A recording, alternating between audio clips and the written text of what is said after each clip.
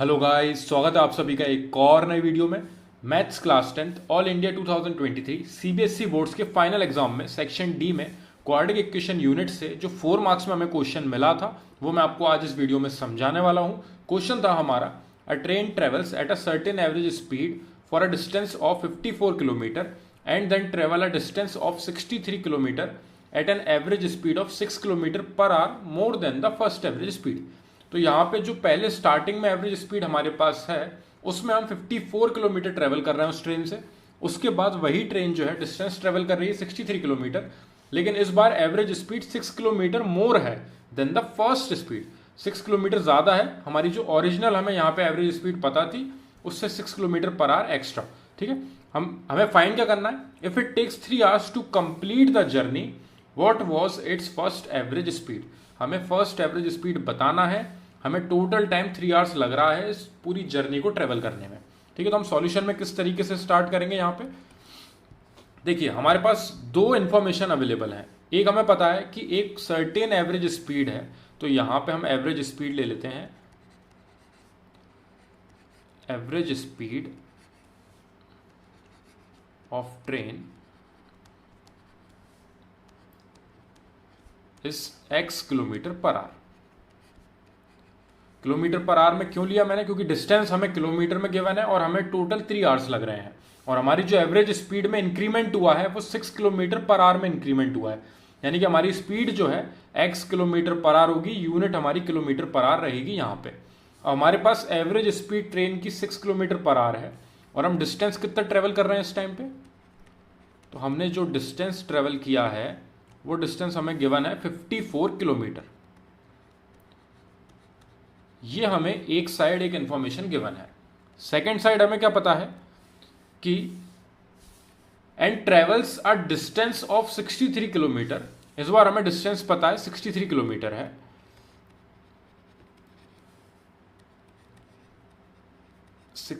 Kilometre at an average speed of 6 kilometre per hour more than the first speed. तो हमारी जो new speed आई है वो यहां पे ओरिजिनल स्पीड से 6 किलोमीटर पर आवर मोर है। तो यहां पे x प्लस 6 हो गया और हमारी एवरेज स्पीड ट्रेन की स्टार्टिंग में x किलोमीटर पर आवर है। तो यहां पे हमें दो इंफॉर्मेशन अवेलेबल है और हमें यह पता है कि जब वो इतना डिस्टेंस इस स्पीड से ट्रेवल कर रही है और इतना डिस्टेंस वो जब इस स्पीड से ट्रेवल कर रही है ट्रेन, तो दोनों को कंबाइन मिला के उसको टोटल लग रहा है 3 hours to complete the journey. उसको पूरी जर्नी कंप्लीट करने में टोटल 3 घंटे लग रहे हैं। ठीक है, तो यहां पे हमें इसका टाइम निकालना है, फिर हमें इसका टाइम निकालना है यहां पे, और दोनों के टाइम को हम ऐड कर देंगे तो टोटल हमारा 3 आवर्स आएगा। ठीक है, तो दोनों को टाइम के टर्म्स में निकालते हैं। तो यहां पे स्टार्टिंग में हमारा जो टाइम 1 होगा, इसको मैं टाइम 1 से डिनोट कर रहा हूं। ये हमारा किस तरीके से निकलेगा, टाइम का फॉर्मूला होता है time is equals to distance upon speed. ठीक है, ये फॉर्मूला आपने फिजिक्स में पढ़ा होगा, 9th क्लास में भी पढ़ा होगा। टाइम जो होता है हमारा डिस्टेंस अपॉन स्पीड होता है, या फिर आप इसको और दो तरीके से लिख सकते हो। एक होता है distance is equals to speed into time, और एक और आप लिख सकते हो speed is equals to distance upon time. ठीक है, ये 3 तरीके होते हैं इस फॉर्मूले को लिखने के। यहां पे हमने time is equals to distance upon speed क्यों लिखा है, क्योंकि हमारे पास एवरेज स्पीड x है, डिस्टेंस हमारे पास 54 किलोमीटर है और हमें टोटल टाइम पता है। तो अगर यहां पे हम इधर से टाइम निकाल लें इसका, देन हम इधर से इसका टाइम अलग से निकाल लें और दोनों को ऐड करके इक्वल्स टू में 3 लिख सकते हैं। तो हमें जो इन्फॉर्मेशन अवेलेबल है उसके हिसाब से हमें ये फॉर्मूले का यूज करना पड़ रहा है। बाकी दो दिमाग में बना के रखना आप, ये यहाँ पे स्पीड को वहां टाइम के पास भेज देंगे मल्टीप्लाई में, तो ये फॉर्मूला बन जाता है। और अगर टाइम को इस साइड लाके स्पीड को ऊपर भेज देते हैं तो speed is equal to distance upon time बन जाता है। अभी हमें इसका यूज है, यहां पे हम पहले टाइम 1 निकालते हैं। इधर कितना टाइम लग रहा है, हमें टाइम लगेगा इधर डिस्टेंस अपॉन स्पीड। डिस्टेंस यहां पे हमारा 54 किलोमीटर अपॉन स्पीड कितनी है हमारी x किलोमीटर पर आवर। तो यहां पे हमें टाइम लग रहा है 54 अपॉन x। ठीक है, ये क्लियर होगा। सेकंड, हमें टाइम कितना लग रहा है, यहां पे जो हमें टाइम लग रहा है यानी कि मैं इसको टाइम 2 लिख लेता हूं। जो सेकेंड टाइम हमें टाइम लग रहा है उस वक्त हमारा डिस्टेंस जो है 63 किलोमीटर है, डिवाइडेड बाय न्यू स्पीड हमारी कितनी है, x प्लस 6। तो x प्लस 6 हो गई हमारी नई स्पीड। डिस्टेंस यहां पे हमारा 63 किलोमीटर है, और दोनों को कंबाइन मिला के, इस टाइम 1 और टाइम 2 को कंबाइन मिला के हमें जो टोटल टाइम लग रहा है, टोटल टाइम हमें पता है हमारा है 3 आवर्स। तो टोटल टाइम किस तरीके से निकलेगा, ये जो हमें यहां पे इस डिस्टेंस को ट्रेवल करने में जो टाइम लगा, प्लस यहां पे जो हमें 63 किलोमीटर को ट्रेवल करने में जो टाइम लगा, उन दोनों को मिला के हमें टोटल लग रहा है 3 आवर्स। तो अभी यहां पे हमने वर्ड प्रॉब्लम को सॉल्व करके इक्वेशन के टर्म्स में लिख लिया है। अभी यहां पे हम इस इक्वेशन को सिंप्लीफाई करके क्वाड्रेटिक इक्वेशन बनाएंगे, और फिर उस क्वाड्रेटिक इक्वेशन को मिडिल टर्म स्प्लिट से सॉल्व करेंगे, या फिर आप फॉर्मूला मेथड से यूज कर सकते हो, या फिर आप कंप्लीटिंग द स्क्वायर यूज कर सकते हो, जो आपको ज्यादा कंफर्टेबल लगे। ठीक है, तो यहाँ पे हम क्वेश्चन में आगे बढ़ते हैं, इसको सिंप्लीफाई करते हैं। ये हमने पूरी वर्ड प्रॉब्लम को सॉल्व कर लिया है। अब यहाँ पे नीचे हम एलसीएम लेंगे। नीचे एलसीएम आएगा हमारा x और x प्लस 6, दोनों ब्रैकेट हमारे एलसीएम में आएंगे, क्योंकि दोनों अलग अलग वैल्यूज हैं तो दोनों को हमें एलसीएम में लेना पड़ेगा। और यहाँ पे इस x प्लस 6 का यहाँ 54 में मल्टीप्लाई होगा, तो 54 का मल्टीप्लाई हमारा होगा x प्लस 6 में, प्लस यहाँ पे 63 में हमारा x का मल्टीप्लाई होगा। दोनों अलग अलग वैल्यूज हैं, इसलिए कोई कंफ्यूजन नहीं होगा हमें। डायरेक्टली हमें मल्टीप्लाई करना है, इस वैल्यू का ऊपर 54 में, इस वैल्यू का हमारा यहाँ पे 63 में, इक्वल्स टू में हमारा 3 चल रहा है, उसको ऐसे ही चलने देते हैं। अब यहाँ पे जो x इंटू एक्स प्लस 6 है, इसको नीचे मल्टीप्लाई करेंगे, और ऊपर 54 का इन दोनों में मल्टीप्लीकेशन। 54 का ऊपर मल्टीप्लाई करा तो 54x होगा, प्लस 6 का 54 में मल्टीप्लाई करा तो यहाँ पे आएगा 6 4 24, 2 कैरी ओवर, 6 5 30 एंड 2 324 हमारा यहाँ पे मल्टीप्लाई होके आ रही है वैल्यू। ठीक है, 324 हमारी यहाँ पे वैल्यू आई। 54 का x में मल्टीप्लाई 54x, 54 का 6 में मल्टीप्लाई 324, प्लस यहाँ पे 63x। यहाँ पे और कोई वैल्यू नहीं थी, डायरेक्टली 63 का मल्टीप्लाई x में, तो आप इसको इसी तरीके से यहीं पे छोड़ दोगे, क्योंकि अल्फाबेट और न्यूमेरिकल वैल्यूज का मल्टीप्लाई नहीं होता है, ये इस तरीके से ही लिखे हो जाते हैं। डिवाइडेड बाय x का मल्टीप्लाई x में हमें देगा x स्क्वायर, प्लस x का मल्टीप्लाई 6 में हमें देगा 6x, इस इक्वल्स टू में आएगा हमारा 3। अब यहाँ पे ये x स्क्वायर प्लस 6x है, इसको हम उस साइड भेजेंगे, वहां जाके प्रोडक्ट में पहुंचेगा ये, तो हमें मिलेगा यहाँ पे 54x और 63x को हम एक साथ लिख लेते हैं, क्योंकि ये दोनों के पीछे x है, तो दोनों को हम ऐड करके यहाँ पे एक नई वैल्यू लिखेंगे। और 324 के पास पीछे x अवेलेबल नहीं है, वो एक न्यूमेरिकल वैल्यू है, तो उसको वहां हम डायरेक्टली इस तरीके से छोड़ेंगे। और यहाँ पे 3 का मल्टीप्लाई होना है x स्क्वायर प्लस 6x में। कोई डाउट नहीं होगा, मैंने यहाँ पे सिर्फ यहाँ पे इसको उधर ले जाके मल्टीप्लाई किया है, जो यहाँ डिवाइड में था वहां जाके इक्वल्स टू के प्रोडक्ट में पहुंचेगा। ठीक है, और यहाँ पे 54 और 63 हमारे ऐड हुए, 4 और 3 होंगे आपके 7, और 5 और 6 होंगे आपके 11, यानी कि 117x plus 324 is equals to 3x square, 3 का मल्टीप्लाई अंदर दोनों में, प्लस 18x। अब यहां पे इन दोनों टर्म्स को भी हम इक्वल्स टू के उस साइड ले जाते हैं। ऐसा हम क्यों कर रहे हैं, क्योंकि क्वाड्रेटिक इक्वेशन में हमारा एक साइड 0 रहता है और दूसरी साइड हमारी पूरी इक्वेशन रहती है। तो यहां पे हमें 0 मिल रहा है इस साइड, क्योंकि हम इन दोनों वैल्यूज को उस साइड ले गए।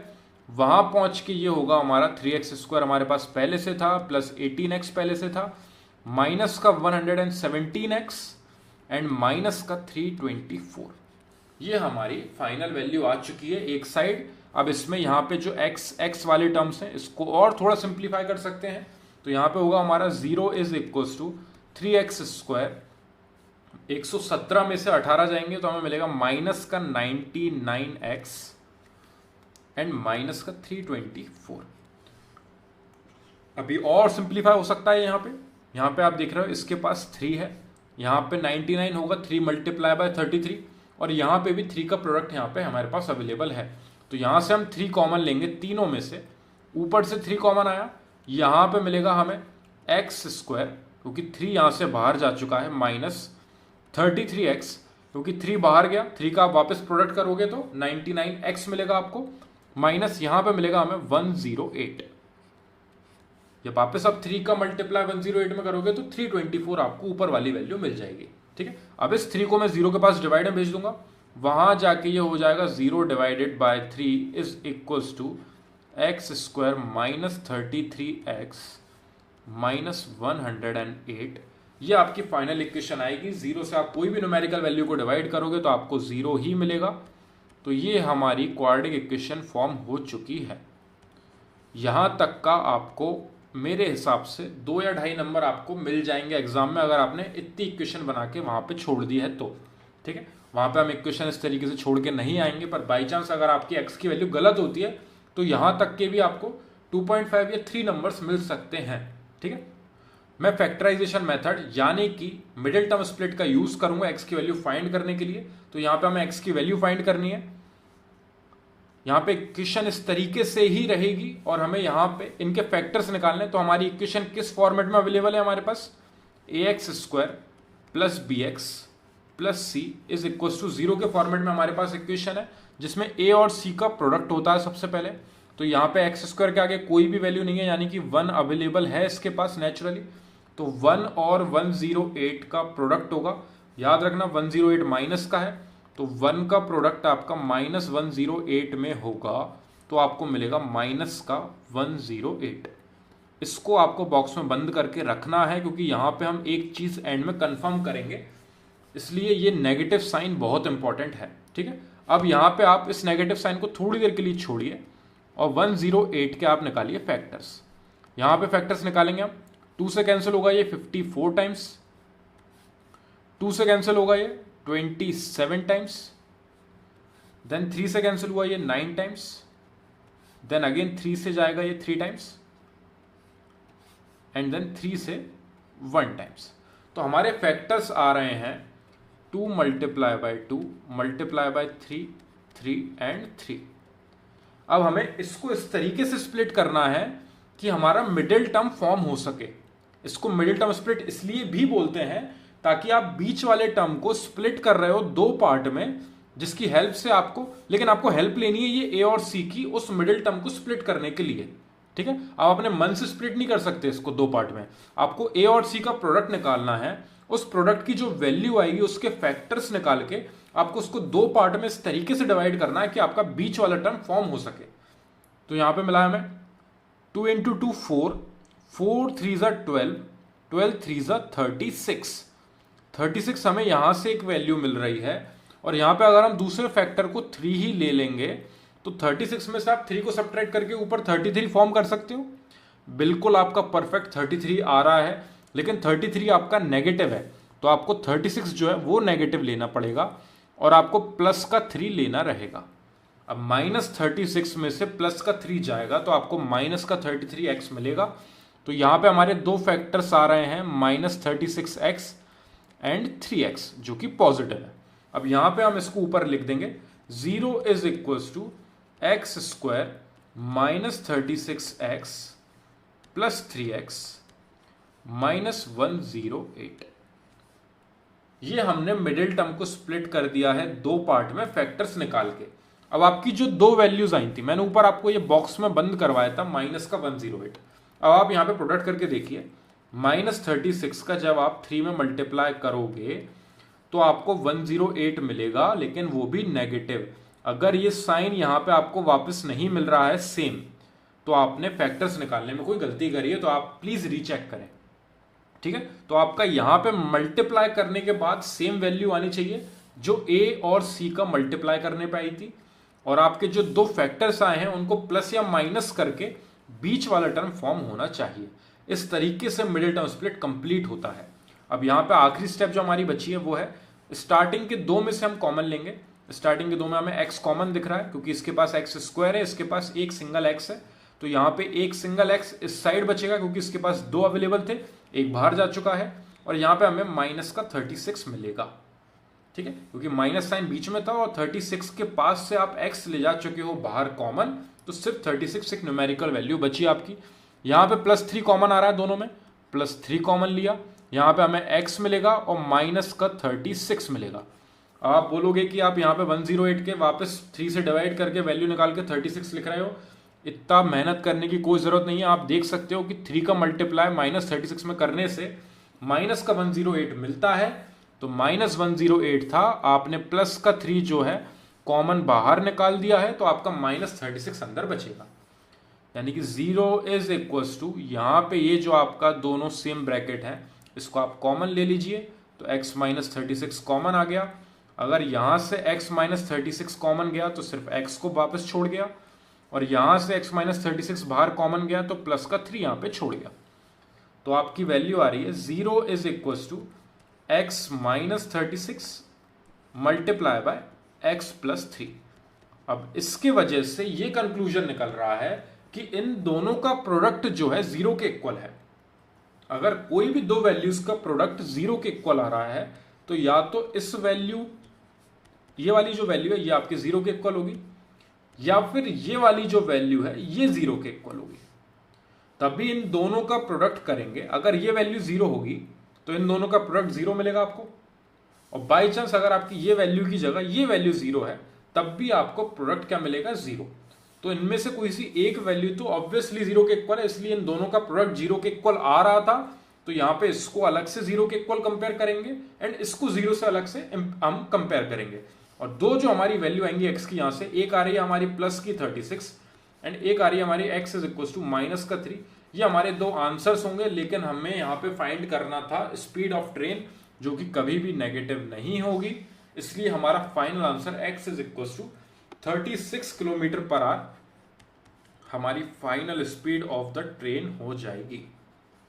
और हमसे स्टार्टिंग वाला जो आपका एवरेज स्पीड था वही पूछा था, वो हमने x माना था यहाँ पे क्वेश्चन में, हमारी x किलोमीटर पर आवर थी, वही पूछी थी। वो what was its first average speed.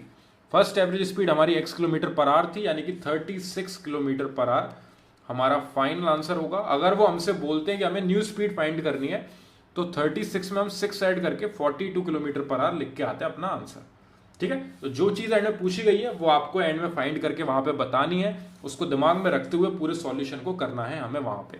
ठीक है, टाइम हमें पता था टोटल 3 आवर्स था, तो हमने यहाँ पे अलग अलग टाइम निकाला डिस्टेंस अपॉन स्पीड से 54 upon x and 63 upon x plus 6। दोनों को हमने ऐड किया, दोनों को ऐड करके टोटल टाइम हमें पता था 3 आवर्स हो रहा है। यहाँ पे हमने क्रॉस मल्टीप्लाई करा, इसका एलसीएम लिया नीचे, यहाँ पे हमारा आंसर आ रहा है। इसके वजह से हमारी इक्वेशन फॉर्म हुई है 3x square plus 18x minus 117x minus 324, जिसमें ये x वाले टर्म्स अभी भी सब्ट्रैक्ट हो सकते हैं, और फिर 3 कॉमन लिया हमने यहाँ से, तो हमारी फाइनल इक्वेशन आ रही है x square minus 33x minus 108। तो यहाँ पे हम मिडिल टर्म स्प्लिट का यूज कर सकते हैं, जो कि हमारा फैक्टराइजेशन मेथड होता है, या फिर कंप्लीटिंग द स्क्वायर यूज कर सकते हैं, या फिर फॉर्मूला मेथड यूज कर सकते हैं।